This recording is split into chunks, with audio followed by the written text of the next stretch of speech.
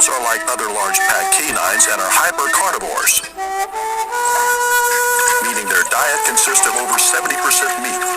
It's thought that prey availability is one of the largest restrictions for Doles. In many studies, sambar deer are one of the main prey taken by Doles, downed over a short distance.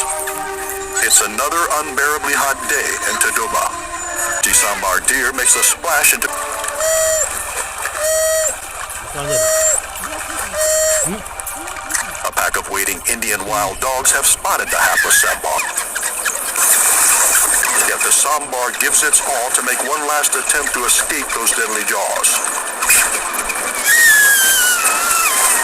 In times of peril, he makes barking sounds and seeks assistance and innies down to look for help.